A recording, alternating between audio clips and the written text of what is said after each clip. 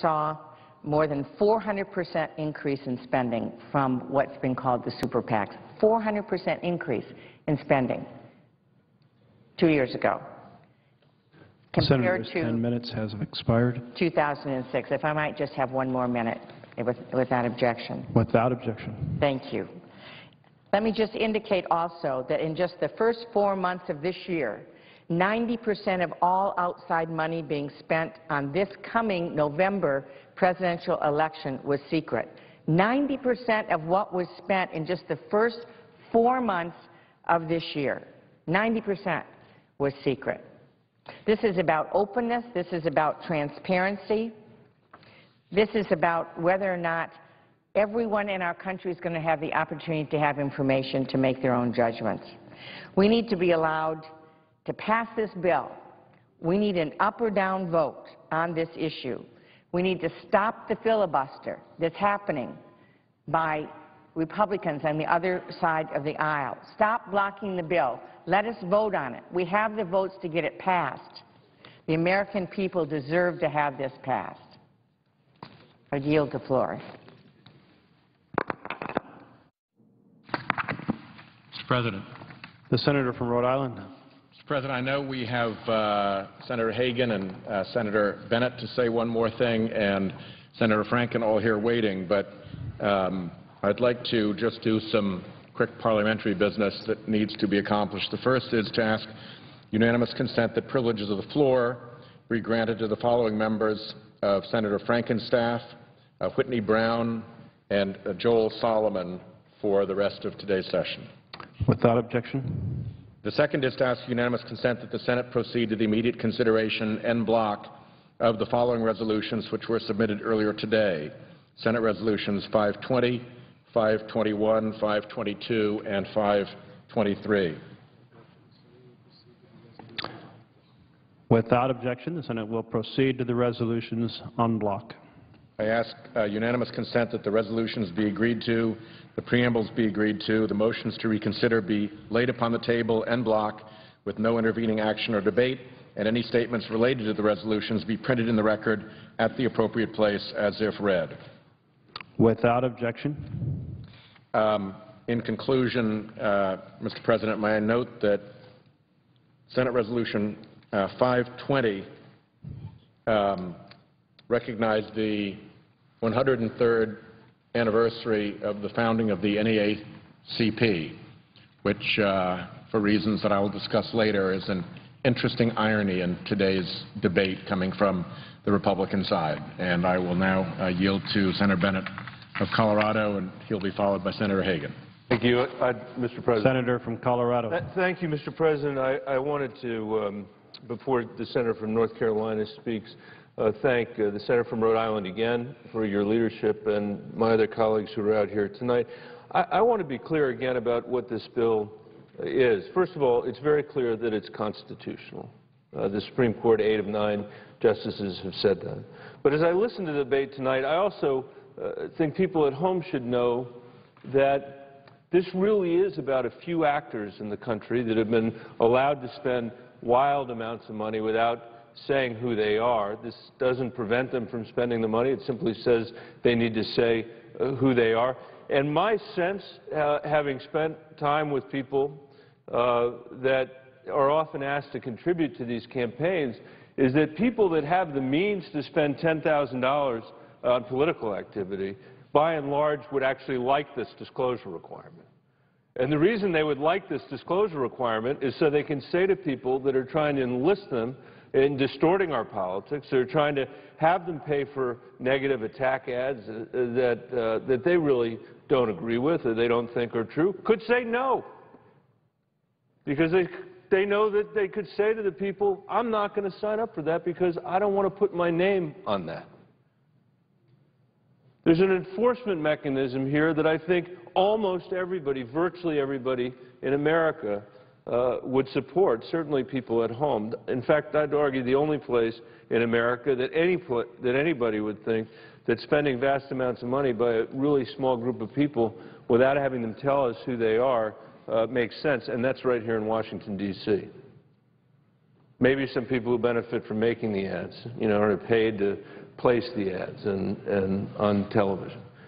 But otherwise, it's hard to find anybody that would think this wasn't in their interest to be able to, and certainly their children's interest. And with that in mind, Mr. President, I'd ask that to be added to the record today would be Senator Coburn's column on the op-ed page of the New York Times, where I think he lays out in a very succinct, I think compelling view, some of the things that are wrong with this place. Without objection.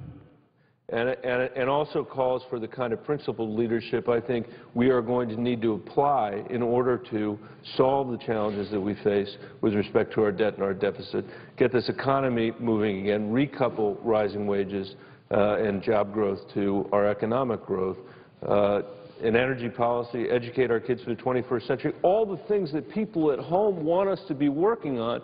And in a state like mine that's a third Republican, a third Democratic, and a third Independent, where there's actually not that much difference of opinion about what the solutions ought to be.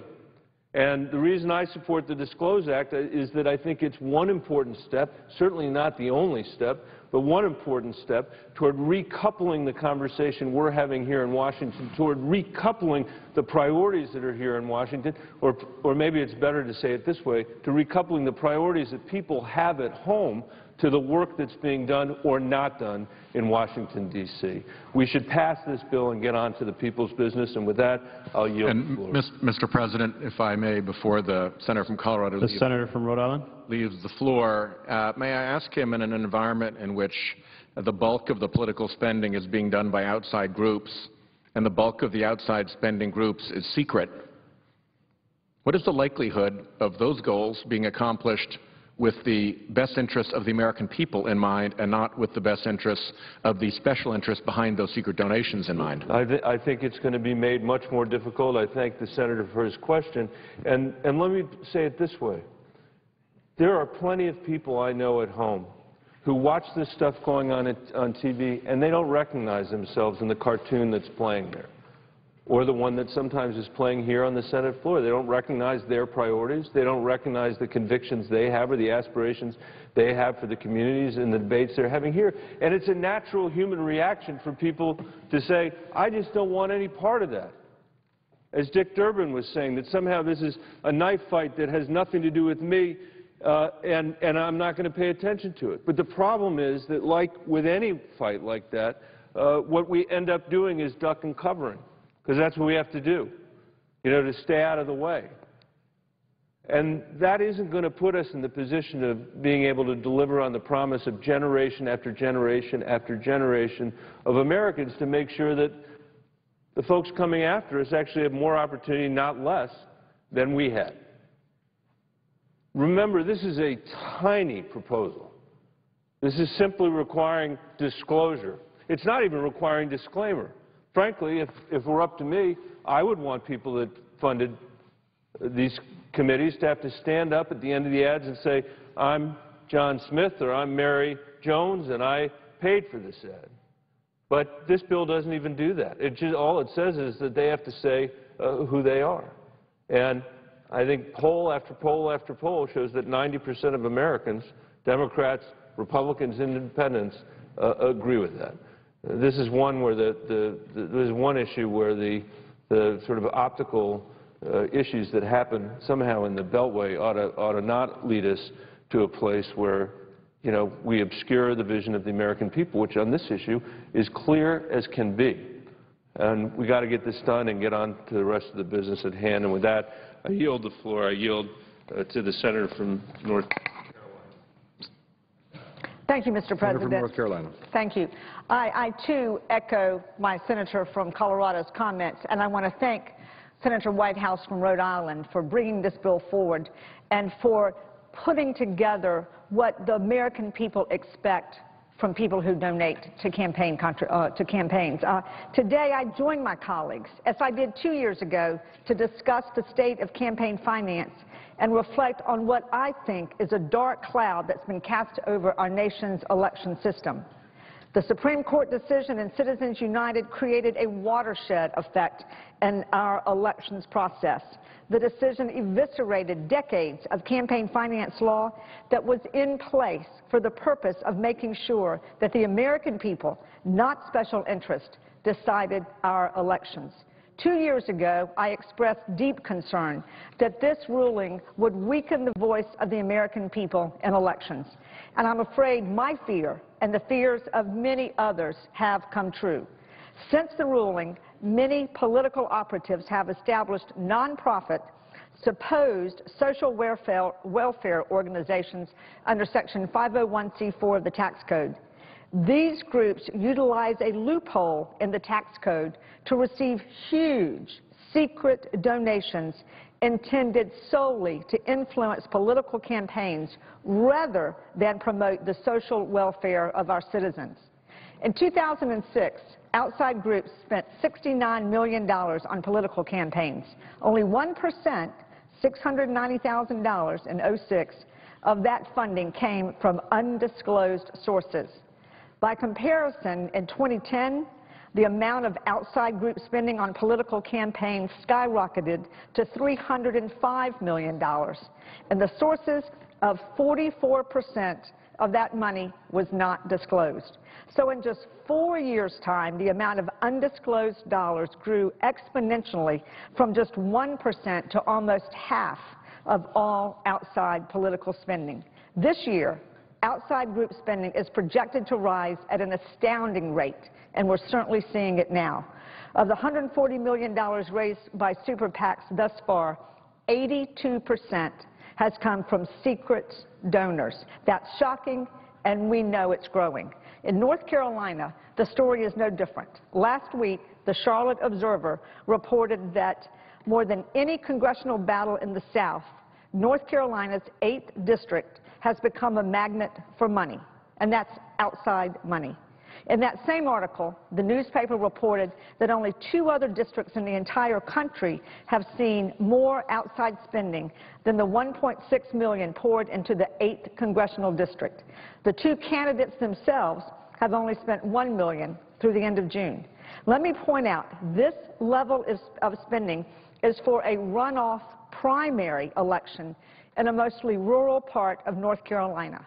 I cannot imagine what the general election race will look like. That level of secret, anonymous money influencing our political elections is breathtaking. America's campaign finance process should and must be transparent.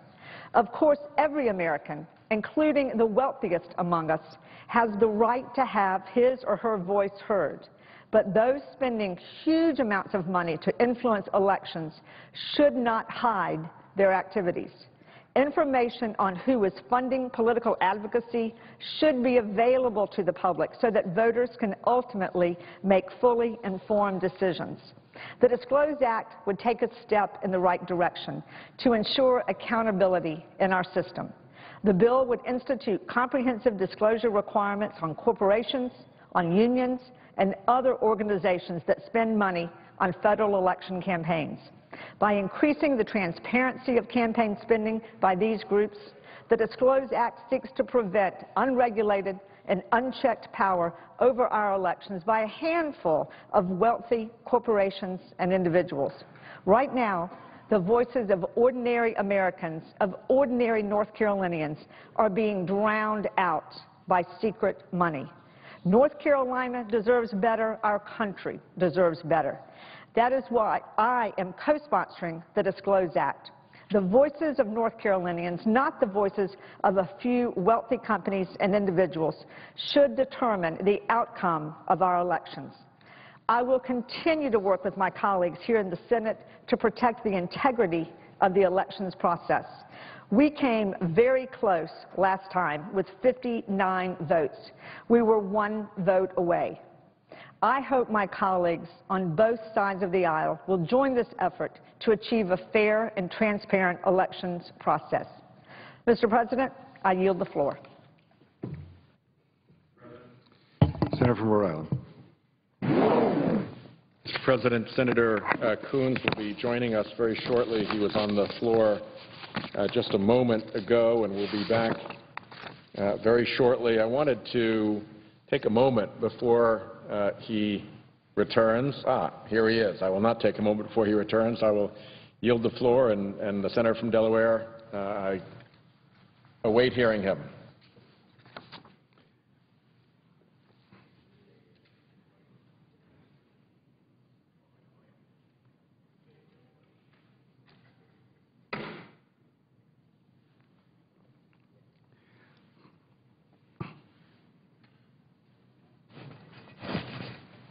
Mr. President. Senator from Delaware.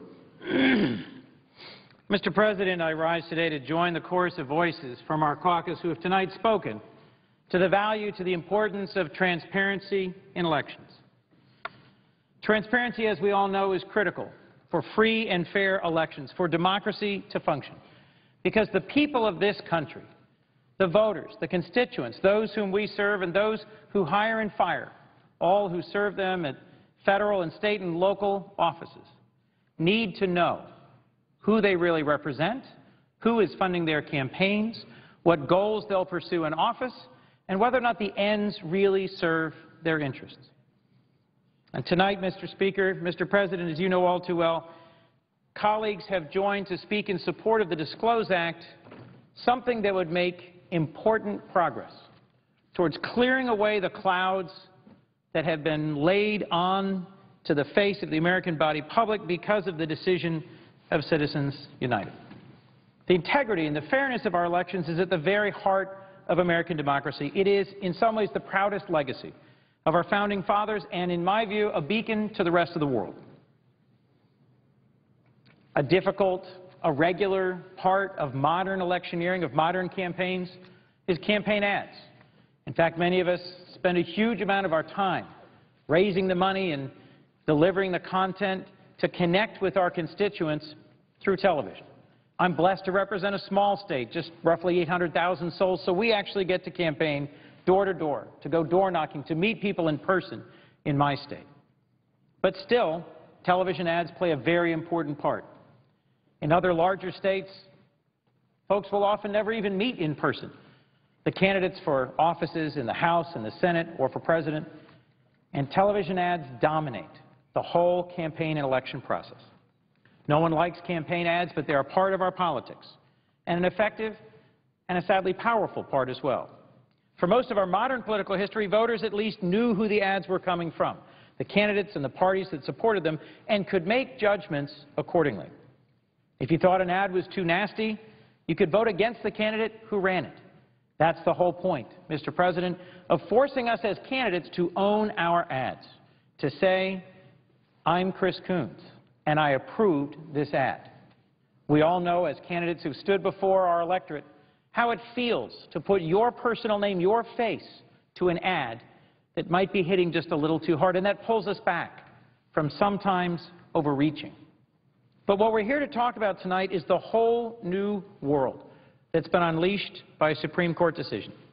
In my view, the basic right of every American to free and fair elections has been compromised by a new flood of tens of hundreds of millions of dollars from wealthy individuals, from corporations, from shadowy national special interest groups that, since the Supreme Court with Citizens United opened these floodgates to unlimited secret campaign activities, threaten to overwhelm the fundamental trust of our constituents and the transparency so essential to our democracy.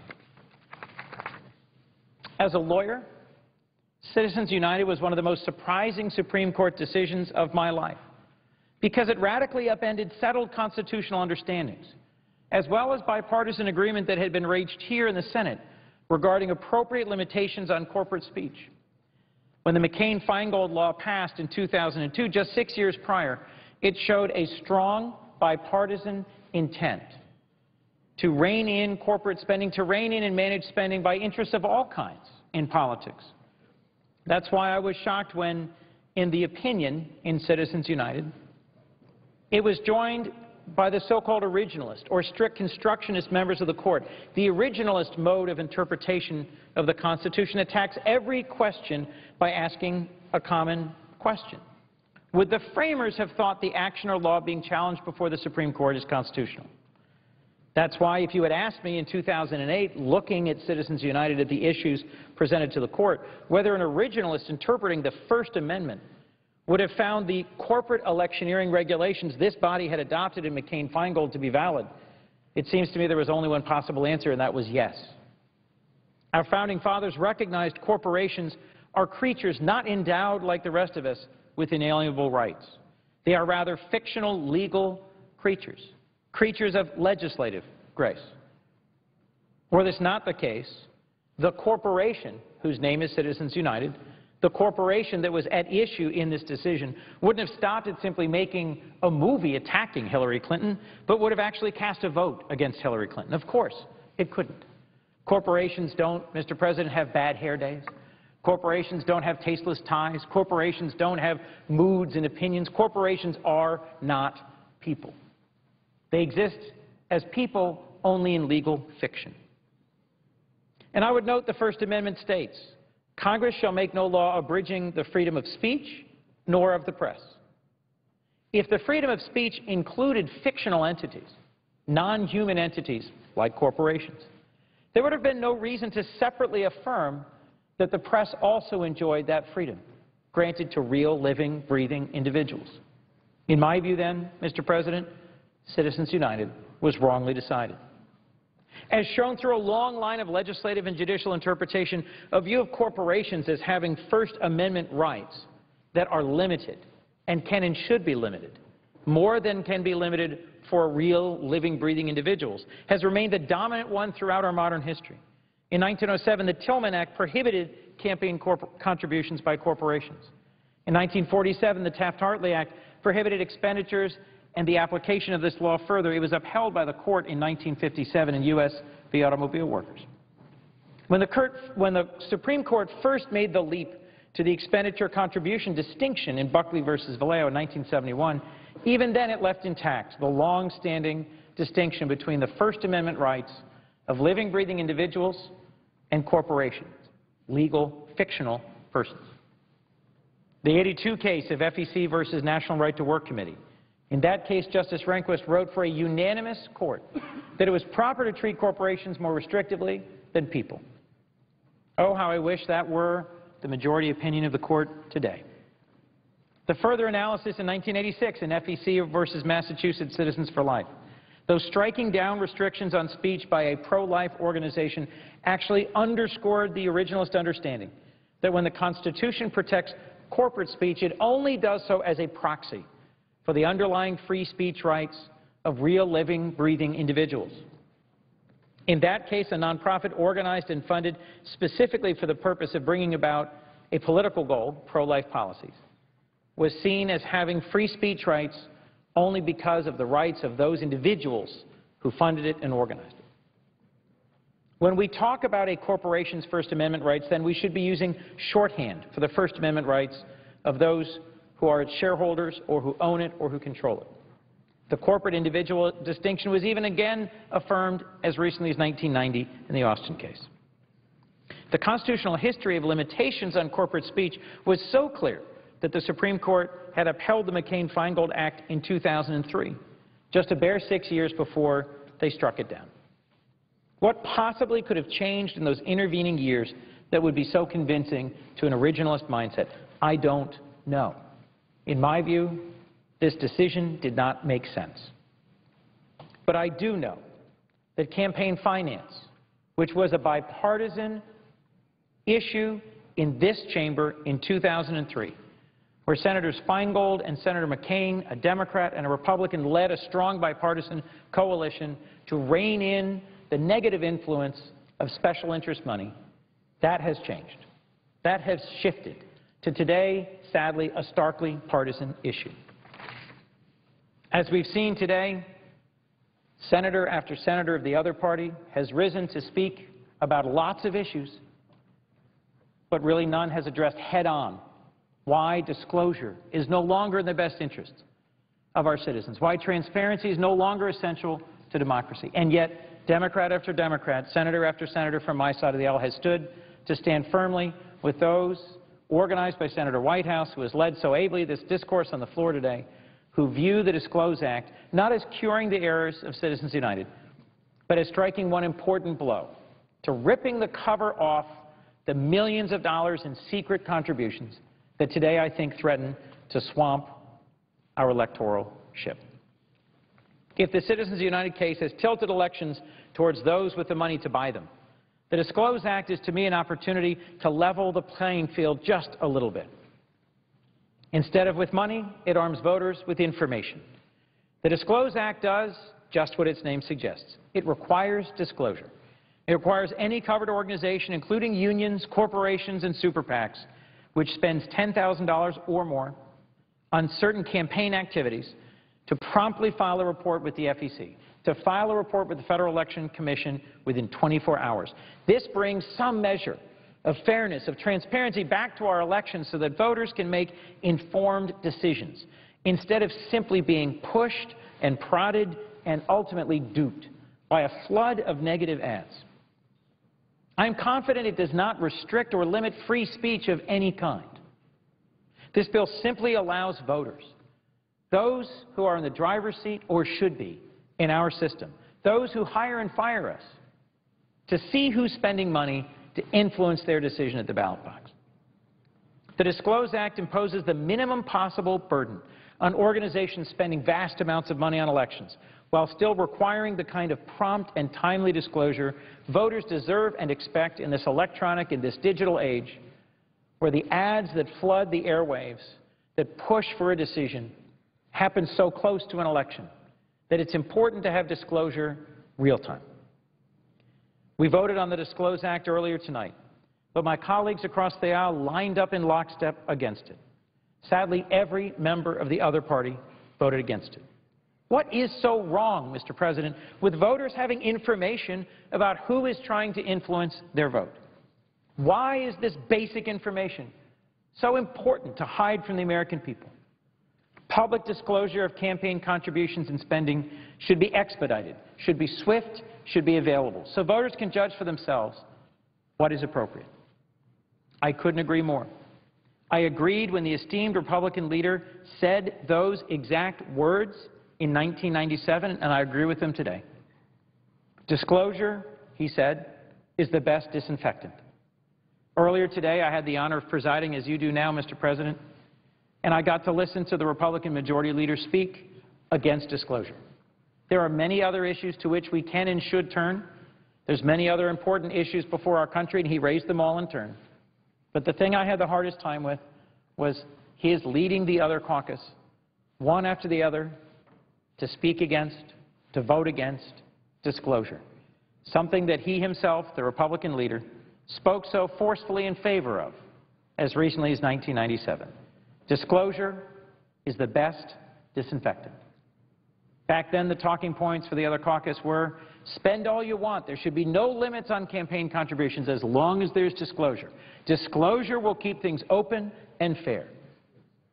Sadly, today, even that small measure of rationality has been openly abandoned. Voters in my home state don't want secret spending clouding the legitimacy of our elections. They want to exercise this most basic American right out in the sunshine, with knowledge, with information about who backs whom, just as I believe our founders intended. Let's face it, folks, these super PACs aren't raising hundreds of millions of dollars to run campaign ads that are updates on the latest sports scores, that are filled with YouTube videos of sneezing pandas or yawning kittens. These super PACs are gearing up to run the most negative possible campaign ads. The sorts of ads that can change hearts and minds because they have no accountability, because they have no one's name at the bottom line, because they feel free and are free to make the nastiest and most unfounded of personal attacks. 4 years ago, at this point in the campaign cycle, just 9% of the ads on TV were negative, according to the Wesleyan Media Project, which has scored ads by their negativity or positivity. Just 9%. What do you think that number is this year, Mr. President? At this stage, this still early stage, in full-on campaigning, 70%. 70% of ads have been negative, and it's not even July. It's not even August. At the same point in 2008, 3% of the ads came from outside groups, like super PACs. This year, 60%. have been paid by outside groups. Campaigns themselves have inevitably, as a result, taken on a more negative tone, a more caustic aspect. There's no doubt in my mind that the primary mission of most super PACs is to fund the sorts of ads that destroy candidates and campaigns, that tear them down, that contribute to the steady pollution and degradation of our political discourse. They are raising money to buy television ads that assault, defame, and destroy the candidates they don't like. This same study from the Wesleyan Media Project bears that out. It found 86% of ads that super PACs and interest groups have run during this cycle have been negative. Is there any wonder, then, that our campaigns, our politics, our culture have become more steadily divisive and this floor more consistently divided? There are no centrist super PACs. There are no C4s that are determined to fund a message about bringing America together. These super PACs are designed to divide us, and they're doing a great job. At the end of the day, one of the questions we have to have for the citizens of America is, what does this mean for you? What does it mean to have tens or hundreds of millions of dollars pouring into negative ads, driving the outcome of elections at the state and federal level that simply divide us? It means more partisanship. It means more rancor. It means less progress. It means fewer problems solved. If the intention of these super PACs, of these special C4s, were so positive, then why would they need to hide whom they were supporting? Why would they need to conceal the purposes of the ads they support? Let me, if I might, for a few moments, respond to some things I heard earlier today from Republicans while I was presiding and while I was watching in my office. One of my Republican colleagues earlier today claimed the Disclose Act doesn't apply to labor unions, suggested that this was a big wet kiss to organized labor from my side of the aisle. This suggestion was made by several in leadership. It is a ludicrous claim. Every provision in the Disclose Act applies equally to covered organizations, corporations, business associations, membership organizations, and unions. Why have a $10,000 threshold? To reduce the burden on all membership organizations of all kinds. The $10,000 threshold is enough to cover 93% of the money raised by these super PACs, and thus doesn't needlessly burden national membership organizations with thousands of members who contribute $25 or $50 or $100. It's these handful of folks who are contributing huge amounts of money, whose contributions we hope to expose to the sunshine, to make positive contributions to allowing voters to know who is contributing to whom and why. One other thought I wanted to add to tonight's debate is that as the Africa Subcommittee Chair on the Foreign Relations Committee, Mr. President, I often have the opportunity to hear from and meet with legislators and heads of state from Africa who come to meet with us here in Washington. They come to the United States to listen to us and to hear from us how our democracy functions. Because for much of the world, we are considered the gold standard of how to run free, fair, and open elections, of how to deliberate as an open and positive body, of how to be accountable to and serve the people of the United States. We already have some challenges, making progress, listening to each other, and getting past the partisan divide. But if we already have challenges, if the folks listening wonder whether the Senate of the United States listens to our citizens enough, just wait until another $1 billion of secretive special interest money pours into our campaigns. In my view, one of the things we can hold up to the rest of the world is that we have clean, fair elections. This decision by this Supreme Court, Citizens United, threatens that at its very core. This flood of money suggests that what is our greatest accomplishment in many ways as a nation is at very real risk.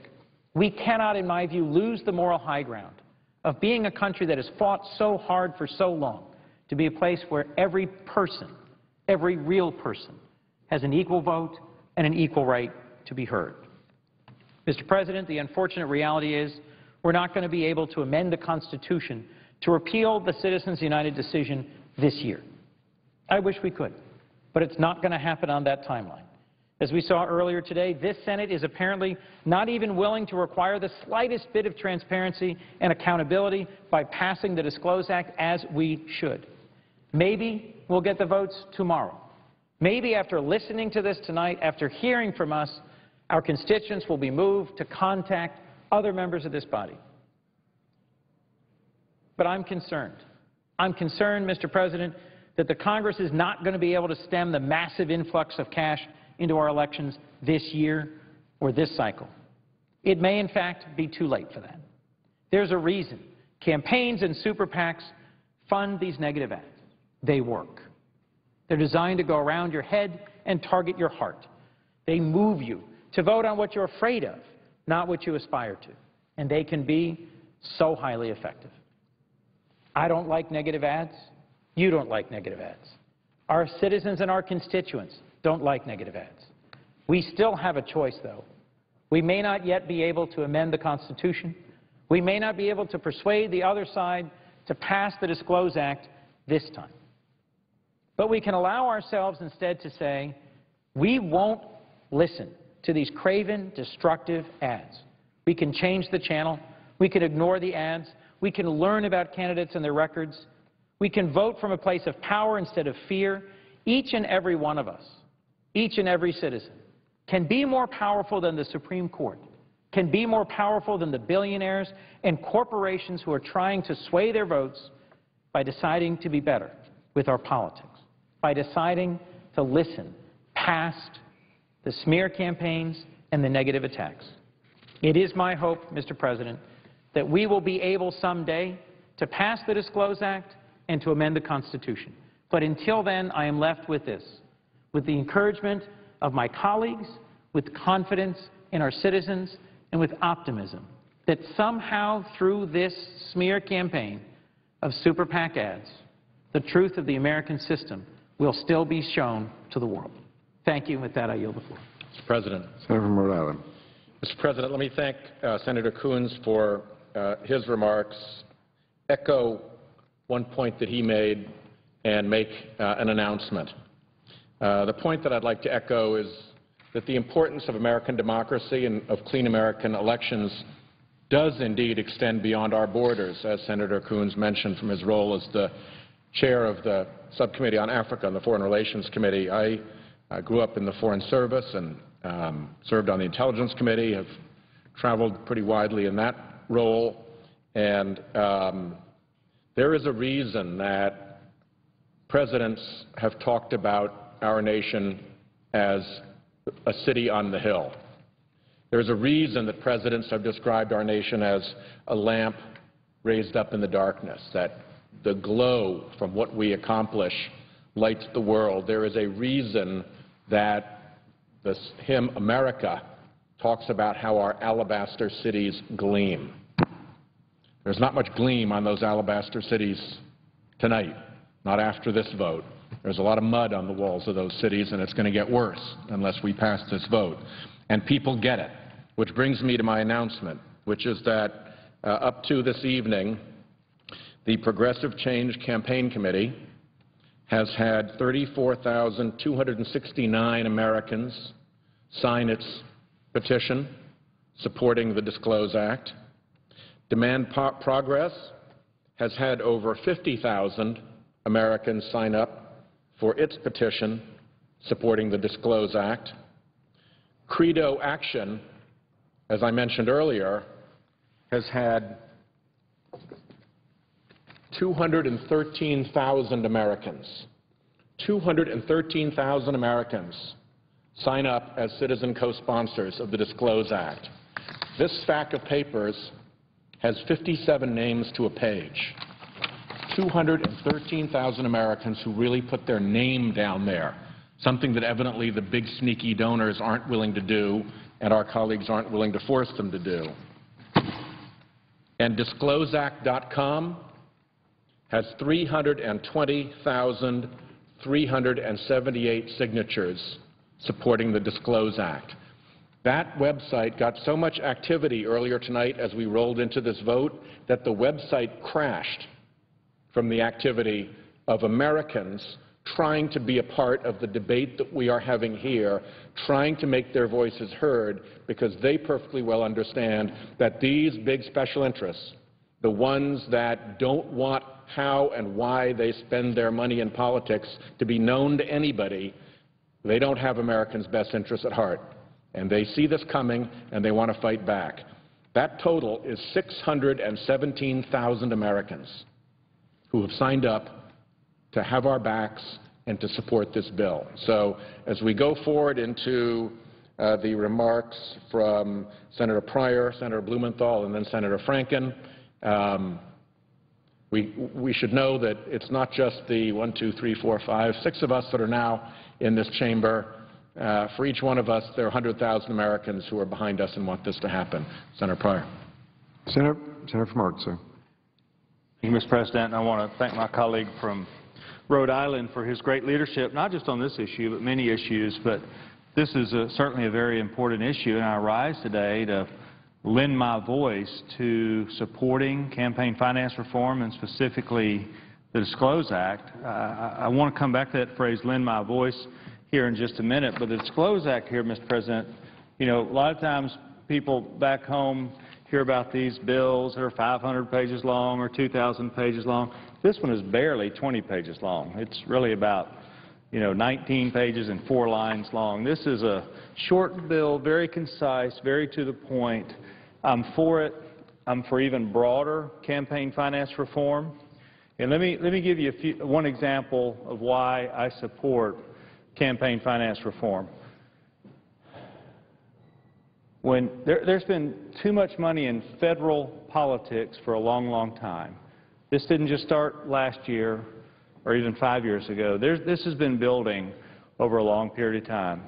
Mr. President, when I ran for Attorney General in my state in 1998, I raised and spent somewhere around $800,000. It may not sound like a lot of money, and certainly in a federal race it's not a lot of money, but that got the job done. I had a Republican opponent. We fought it out. She was a very worthy opponent. We had debates, and we sort of barnstormed around the state. It was wonderful. 2002, 4 years later, I decided to run for the Senate. That year, I had to raise somewhere in the neighborhood, I don't have the figures in front of me, but somewhere a little bit over $4 million. So I went, same state, basically same population, same voters. Nothing had really changed, except I went from a state race, statewide race, I raised and spent for the campaign about $800,000 to about 5 times that amount in 2002. That was before there were super PACs, and that was before money really took over like you see in 2012. And money really has taken over the system, and it's not good. It's not good at all. Now, I'm for the Disclose Act, but I also think that we should do larger campaign finance reform based on transparency. Actually, Mr. President, I'm supportive of lower giving amounts instead of higher giving amounts. I support something that we used to do in Arkansas. I hadn't looked at the state law in a while. I assume it's the same, where PACs have to play by the same rules everybody else does. They're subject to the same limits. I think that takes away a lot of the funny business that goes on with PACs. I think when we do campaign finance reform, we have to reform more than just the campaigns themselves. Because right now, the campaigns are very regulated. There's a lot of transparency, there's a lot of disclosure, there's a lot of limits and requirements on campaigns. If it's Mark Pryor for the U.S. Senate or whoever it may be, there are lots of rules that govern that. And that's the way it should be. The problem is outside the campaign, the extracurricular activities. That's where the real challenge is, and that takes us to Citizens United.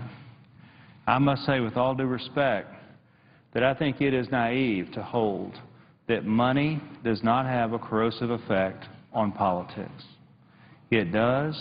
We've seen it for 2 centuries in this country. We've seen that money has a corrosive effect on politics. There have been various reform movements that have been designed to curb that corrosive effect, but unfortunately the Citizens United case just kicked the door open wide as it's ever been kicked in American history.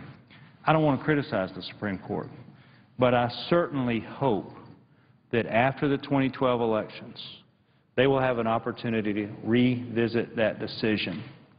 And I hope that they are looking at the press reports where these super PACs and other groups are saying that they're going to raise and spend hundreds of millions of dollars.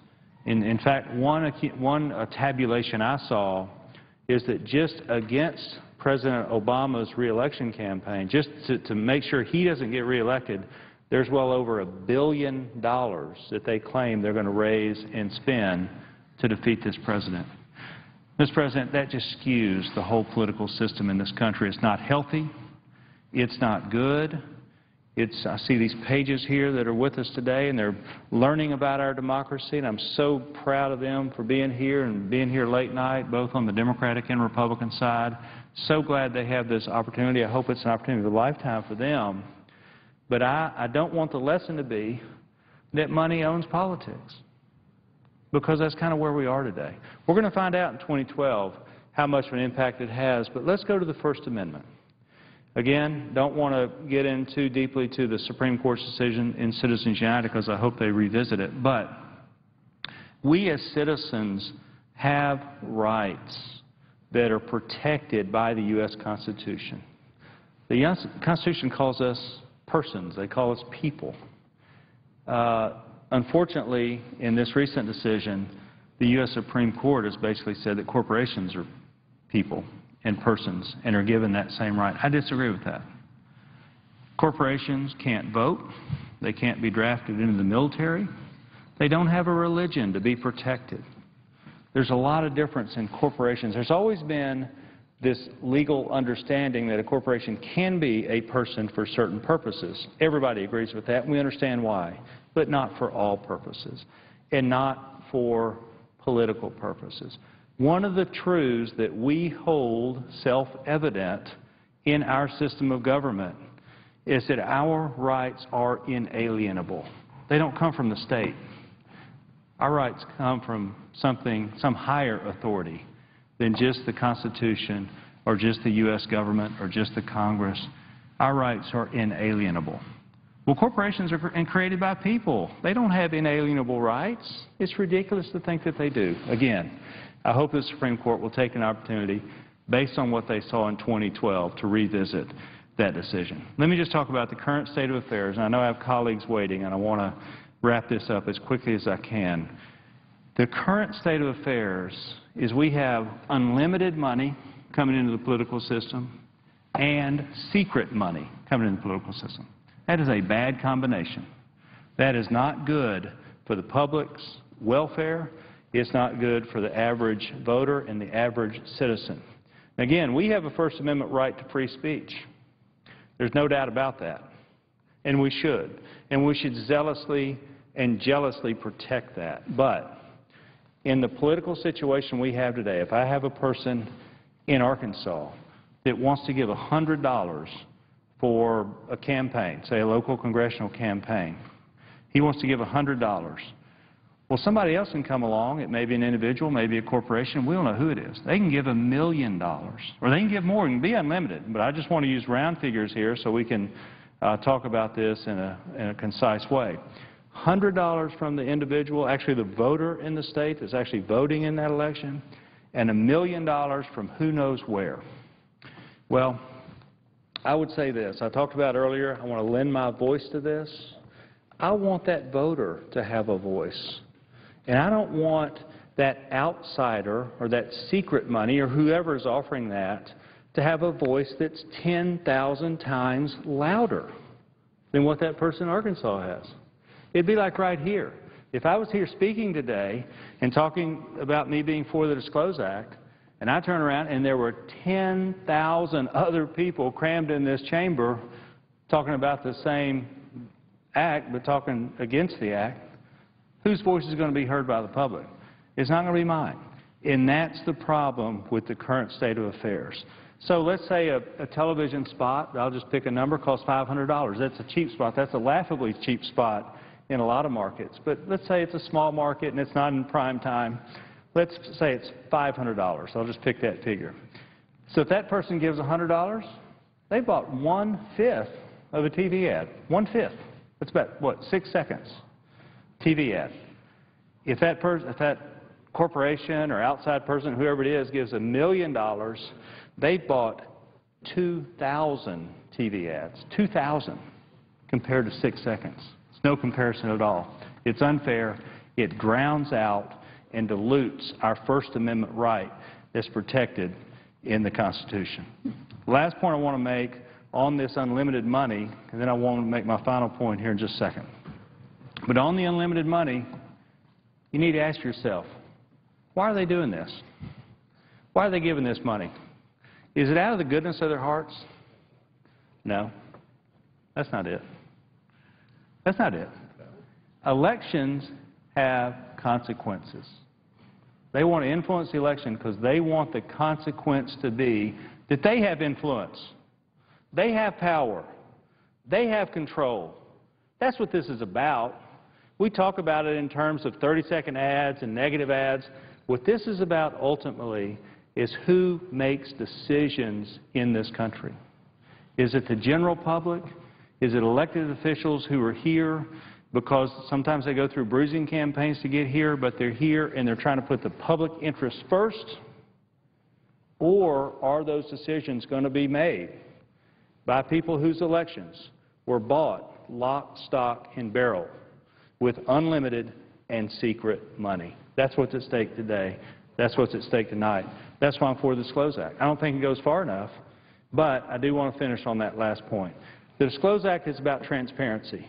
That is a major, major step in the right direction. I don't think it's the whole ball game. Major, major step in the right direction. I think this is a good piece of legislation.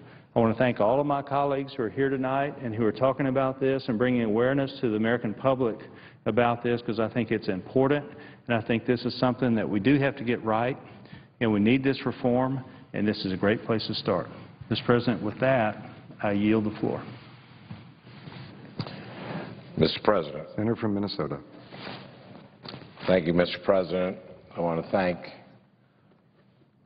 the Senator from Rhode Island for his leadership on this and so many other issues. I want to thank the Senator from Arkansas for his comments. I recommend them to anyone. Mr. President, Minnesotans are proud of our participation in civic life, and we believe very strongly in hearing each other out. In the last presidential election, 78% of eligible voters in my state turned out to vote, well above the national turnout of 64% of voting-age citizens in 2008. In fact, Minnesota has led the nation for voter turnout in the last 6 elections. This is really remarkable, and it's one of the reasons that I'm so proud to represent my state here in the U.S. Senate. But when the Supreme Court upended 100 years of law with Citizens United, it yanked the microphone away from average Minnesotans and turned it over to a handful of millionaires and billionaires and corporations intent, as Senator Pryor said, on controlling the outcome of our elections and controlling the decisions that are made that affect the men and women, children in my state. Now a single person writing a check for $1 million or $10 million or $100 million can drown out the voices of everyone else. And they could do so in total secrecy. We have heard about a handful of millionaires and billionaires that have written fat checks to bankroll presidential candidates, but what is most terrifying about this is that we only know about those people because they decided to let us know. For every billionaire who tells us he's writing a check to a candidate, there are probably 10 or 100 or 1,000 corporations and ultra-wealthy individuals who are writing similar checks in secret. Even one of the ones we know about because he decided to let us know, now he says he's also going to give secretly. I was listening to C-SPAN radio in my car. That's right. I listen to C-SPAN in my car. And they had a woman on who is a journalist who her beat is money and politics. And she writes for a major American daily paper. And C-SPAN was taking calls, and one caller basically said that all this is about privatizing Social Security and Medicare so Wall Street folks can get their hands on the money from those programs, and so insurance programs get their hands on Medicare money. And, you know, well, there's truth to that, I think, but so this expert then says in answer, and I'm paraphrasing here, well, this is actually, that's what we thought. Most people thought that it was going to be corporations giving this money, but it turns out that it's really just ultra-wealthy people that are doing that. And then she paused, and she said, of course, we don't know that because so much of the money is secret. And I thought to myself, here is a woman whose whole area of expertise, this is what she thinks about 10, 12 hours a day, is money and politics. And yet, even her, because this money is secret, even she is capable of being confused or not understanding the implications of all of this secret money.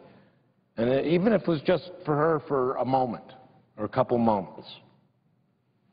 So that is the purpose of why we're up here tonight, to talk about the proliferation of secret money post-Citizens United and its implications on our democracies, on our democracy.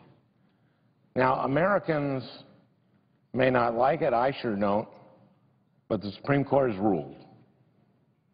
And at least for now, Citizens United is here to stay. The Supreme Court isn't final because it's right. It is right because it's final.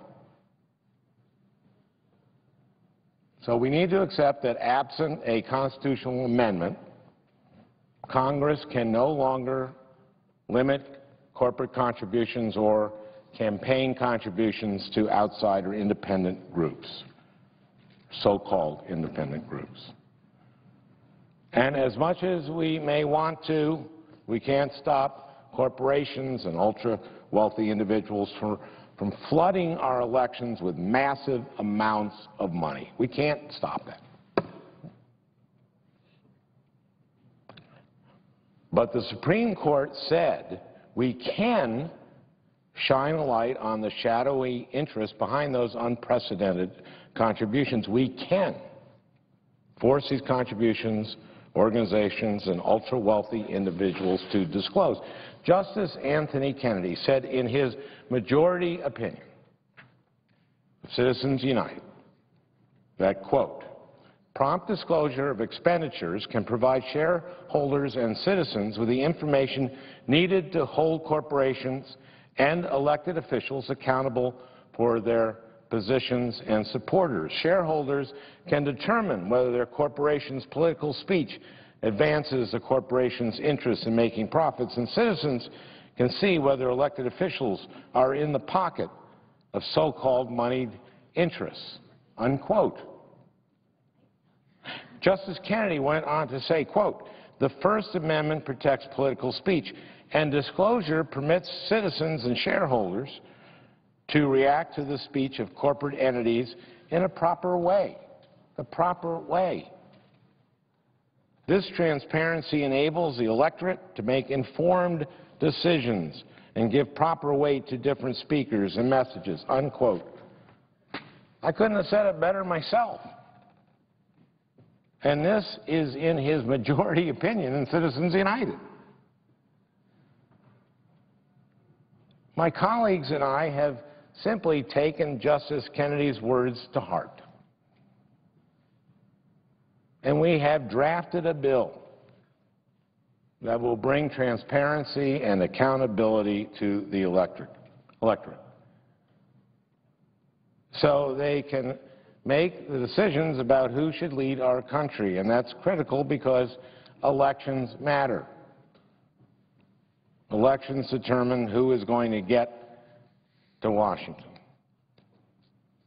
who's going to get here and make the decisions on behalf of the rest of the nation. Americans need to know who's spending tons of money to get candidates elected, and that is why we are all here today to talk about the Disclose Act. This bill is not a panacea. It won't overturn Citizens United, and it won't stop the tsunami of money pouring in from corporations, but it will require that all of that special interest money be disclosed publicly, and that will be tremendously beneficial. It will have tremendously beneficial effects for this country. We may not be able to stop the tidal wave of unlimited cash, but we can and we should, at a minimum, know who is writing those big checks. Not only will this type of disclosure discourage backroom deals conducted under a cloak of secrecy, but more importantly, it will discourage donors from unleashing negative, misleading, and deceptive ads against politicians who are trying to do the right thing. But that is not our world today. Companies don't want you to know that they're giving lots of money to elect or defeat someone. So they do something that looks a lot like money laundering, but it's legal. They might create and give money to shell corporations, which in turn donates to a super PAC. When you look at the records for the super PAC, you'll see the shell corporation, but not the original source of the money. A company might give money to one shell corporation, which in turn gives money to a PAC or another shell corporation, and so on until it finally reaches the ultimate super PAC. And it's nearly impossible to trace back to the original corporation. That's in the super PACs. The company can just give the money to a 501c4, a so-called social welfare organization, which is under no obligation to disclose a single thing. Of course, there are rules in place to make sure these nonprofits are truly social welfare organizations and deserving of their privileged tax-exempt status. Specifically, they must spend less than 50% of their money on political activities. But unfortunately, the IRS has not been aggressively enforcing this rule, and we suspect that many of these 501c4s are not spending more than 50% on non-political ads. But no matter how companies or wealthy individuals secretly funnel their money into elections, we all lose. We lose because we don't know who is paying for the negative attack ads that are constantly dominating our TV, or the newspaper ads, or the web ads online, or the robocalls that interrupt dinner, or the misleading mailers, or the field operatives who knock on your door or call you on Saturday mornings. Minnesotans believe strongly in hearing each other out. And they want honest, informed debate. They want to hear all sides of an issue before they make up their minds. This is why we have such a high voter turnout in our state. They want to listen to the competing priorities and visions for our state and our nation, because these things aren't simple, these issues. So they want to hear all sides before they decide who to vote for at the polls. Unfortunately, Minnesotans can't listen to all sides when worthwhile debate is being drowned out by a tsunami of corrosive, negative, and often deceptive ads paid for by outside special interest groups. These days, especially if you are in a swing state, you can't put on a television without seeing them. But it's not just volume that drowns out legitimate debate and turns off voters. It's what these ads are saying. More and more are negative or deceptive or both. Now, according to the Annenberg Public Policy Center, listen to this. 85% of the dollars spent on presidential ads by the four top spending 501c4s, or these so-called social welfare organizations, 85% of their dollars were spent on ads containing at least one deceptive claim.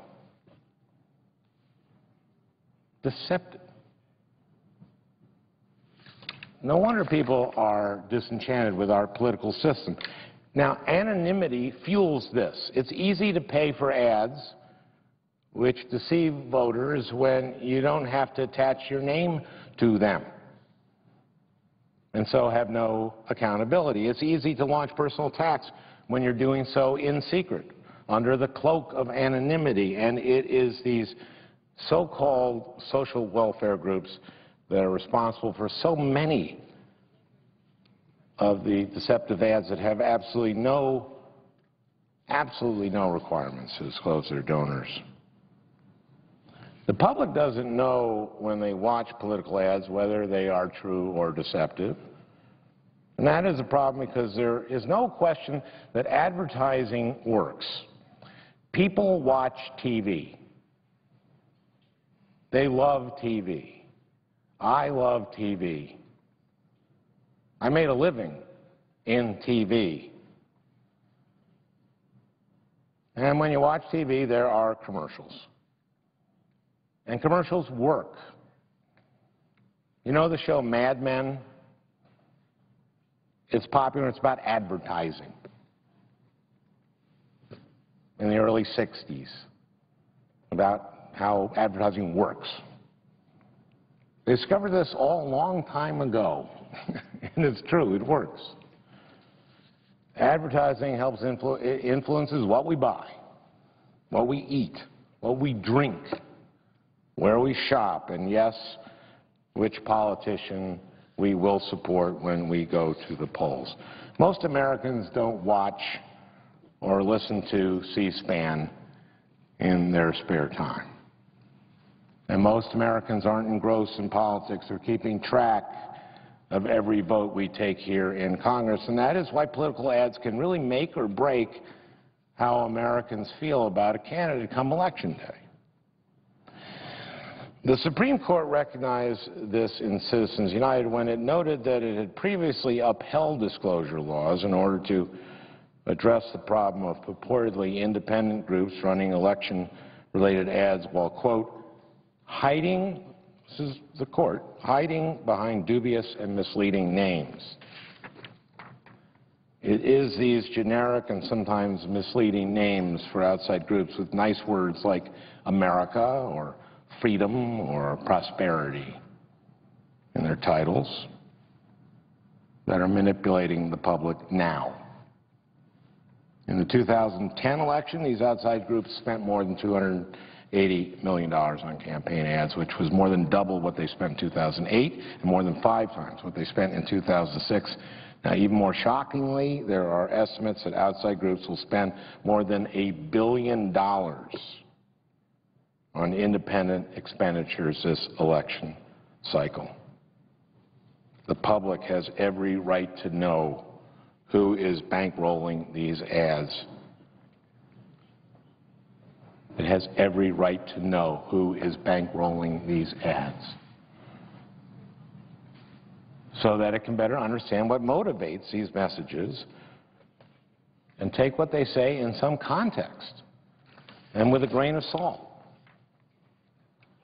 Just as importantly, what we are not seeing, what has been drowned out by all these negative, deceptive ads, is debate and discussion about the issues that most Americans really care about. How am I going to pay for the mortgage?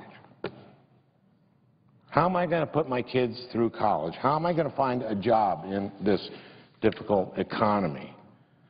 Will I be able to retire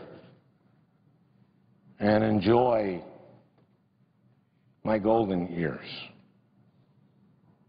Why is this happening? Why aren't ads focused on these issues? The answer is really quite simple.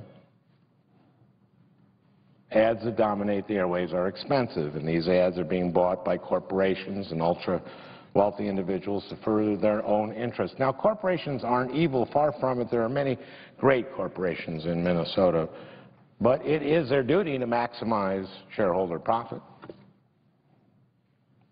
Their focus is on cutting costs or consolidating their position in a market or on reducing the number of regulations they need to comply with to keep their workers safe in some cases, or maybe to keep our air and water clean. Their first priority isn't helping the middle class, and they aren't going to spend money from their general treasuries on ads urging candidates to keep college affordable or push for funding for Pell Grants or for Head Start or for medical research. But the bigger issue, and the reason why disclosure matters so much in our political system, is that corporations don't just buy ads to make their views known. They use ads as a weapon against politicians. This is a real problem. It is happening today, and it's only going to get worse and worse. Now the corporations can spend what they want, as much as they want, whenever they want, with absolutely no transparency. Candidates know that if they don't support the policies that corporations are pushing, they're likely to face a torrent of negative ads funded by that corporation or that industry when they are running for election or re-election.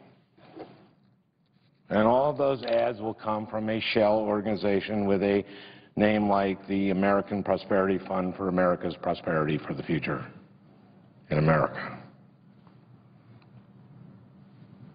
The public won't know that a corporation or a wealthy individual is behind these ads, but the candidate will. And the candidate will be powerless to stop it. This is why I think the Supreme Court got it wrong in Citizens United when it found, and I quote, independent expenditures. This is a quote from the Supreme Court in Citizens United. Independent expenditures, including those made by corporations, do not give rise to the corruption or the appearance of corruption, unquote. Wow. That's what the court. Now, they made that statement without any citation to legal authority, without any citation to evidence. This statement was plucked from thin air. It doesn't pass the smell test. Any Minnesotan knows intuitively that that is just flat out wrong. The reality is, unfortunately, that money does equal power in this country. Elections cost money, a lot of money, and with each election cycle it's costing more and more.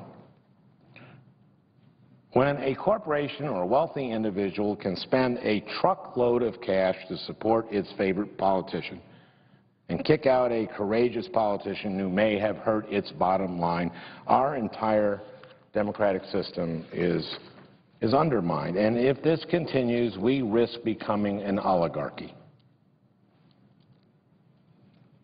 which would undermine our already undermined middle class and would really quash the working poor's aspirations for entering the middle class.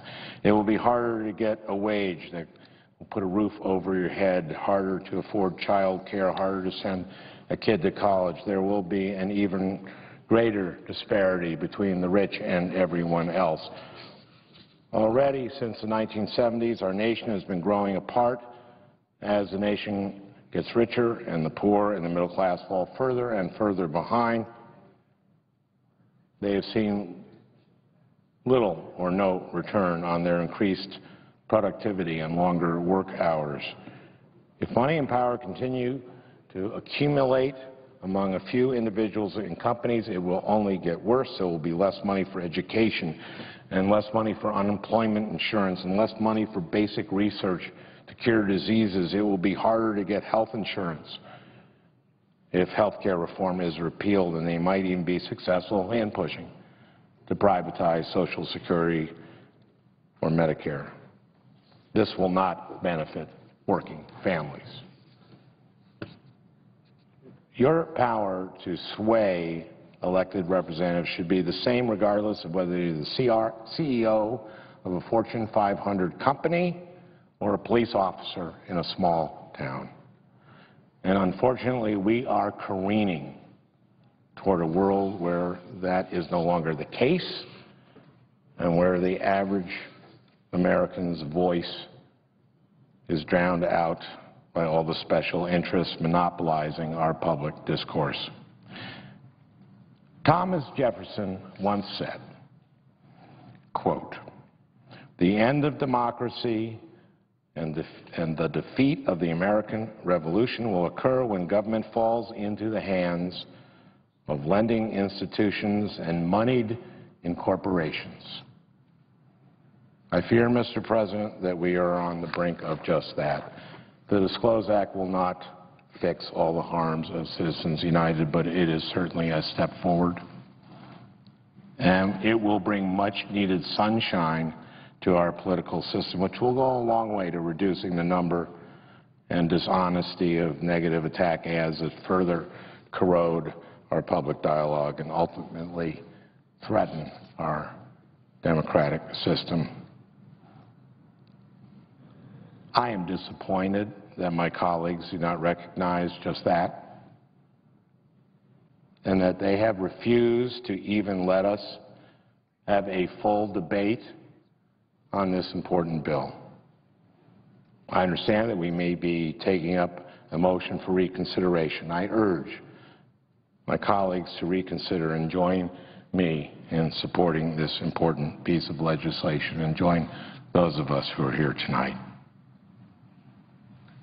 And if it is allowed to come up for an up or down vote, I'm confident this body would pass it, and that would be cheered by the American public. In closing, I would like to remind this body of an exchange Benjamin Franklin had with one of the delegates at the closing of the Constitutional Convention in 1787. When asked whether we have either a republic or a monarchy, Dr. Franklin responded, "A republic, if you can keep it."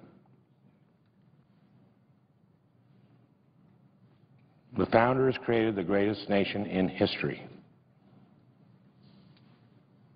It is our job here to keep it that way and make sure that a nation premised on equality and freedom does not become a nation beholden to just the rich and the powerful. Thank you, Mr. President.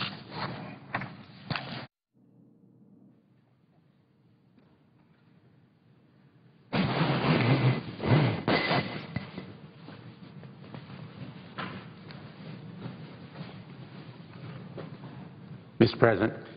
Senator from Connecticut. Thank you, Mr. President. I want to thank the Senator from Minnesota for his very powerful and eloquent words and